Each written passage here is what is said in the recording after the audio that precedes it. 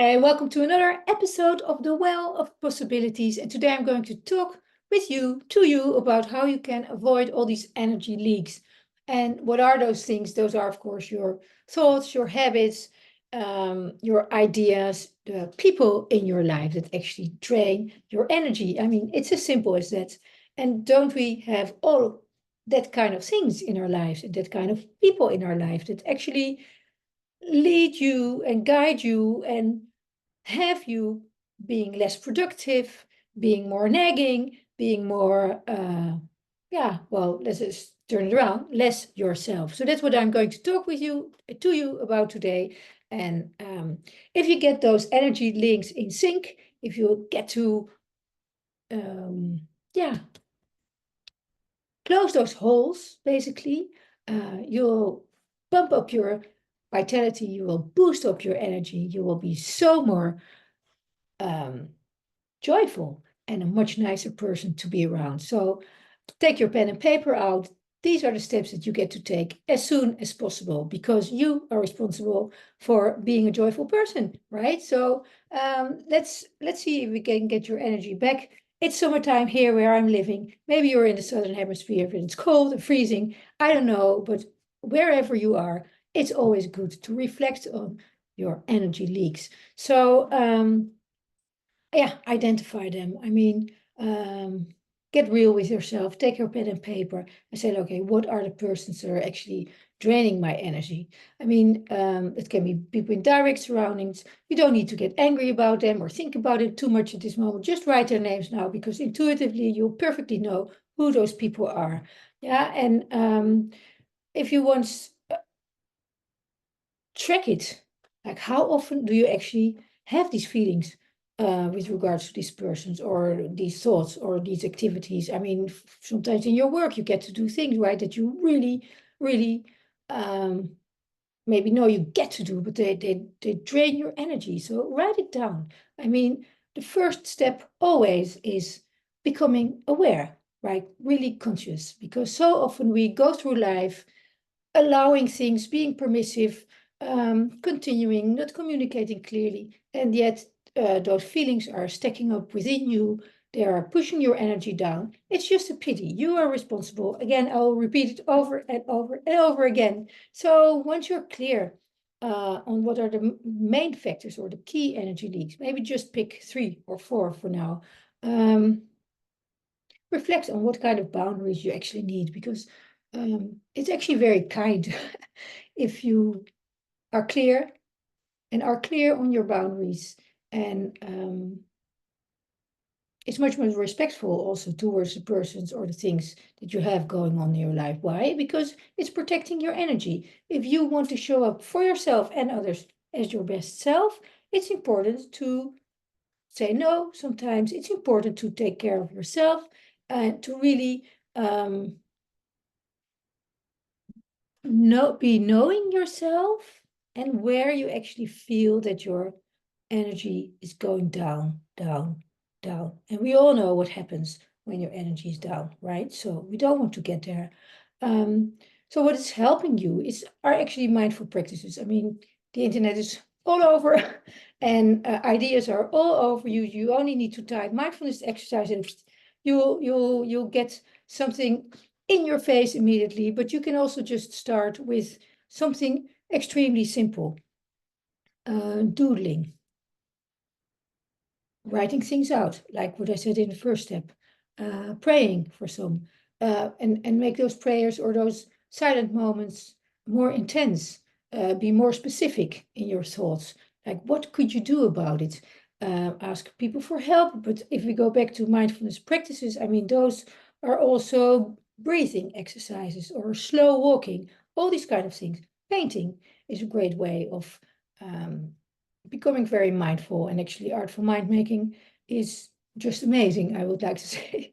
It helps you to reduce mental clutter and to be more focused in your steps. That's what mindfulness practices are helpful and useful for.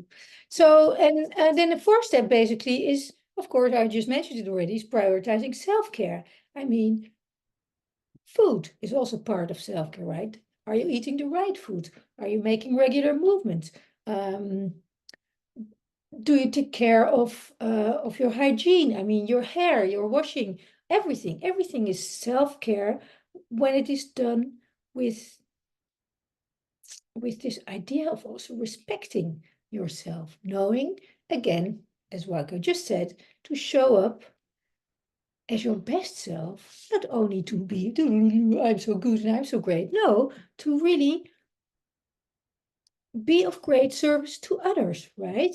I mean, and if you're a woman and or a man with a high responsibility job, or a woman taking care of many people and your family and all these people, so often we are serving and we are contributing to other people's life big time, and we forget ourselves. But you don't do a justice to your own value, to your own work, and it's also not nice for others if you don't really take care of yourself and your energy. So all these great things, movement, exercising, great food, practicing hobbies, good sleep, they give you energy and give you the vitality that allow your real self to shine. So, and then, yeah, decluttering your environment. It's something I've always found hard because I actually see nice ideas everywhere. In every little thing that I see, there's a story attached to it. But to simplify and to organize your life is great because it helps you to get rid of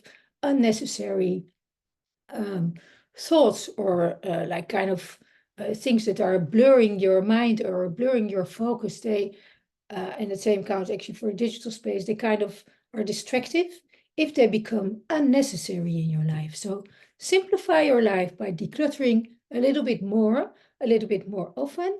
Not in an extreme way, but just take some things out. Or there's this beautiful saying like, okay, new things in, or 3 new things in, 3 other things out, or make it 6 sometimes for the next few weeks, so that you can kind of see the difference once your spaces are more clean, more cleared, new energy, and there's space for new energy to come in. So reduce the stress of stuff around you. It conserves your mental energy. You will have more space in your mind. So if you take these steps, right? So I'll just repeat them quickly. I mean, identify them, the persons, the habits, the thoughts, the activities, write it down and take it through, right? What is exactly draining you about that person, or what activity is really tiring you big time already, for how long? I mean, so write it down and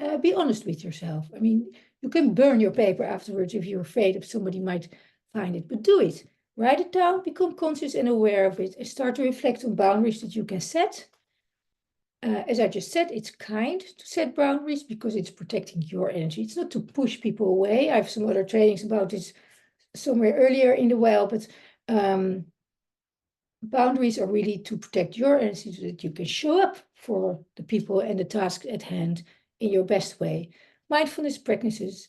Personally, I like to do them in the morning. Not long, it's just a few minutes to kind of become intentional about my day.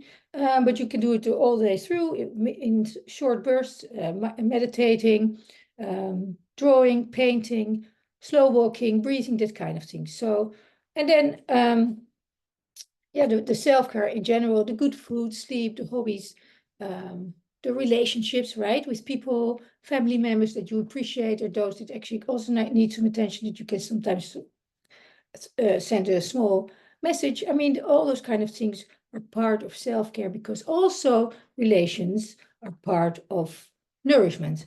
And then decluttering and simplifying your environment, your digital spaces, your physical space. I think with these steps, you make a real good start after summer or after winter to, yeah, make space for your best self and show up energetically, vital, alive. That's what I wish for you. Have a great week. Bye.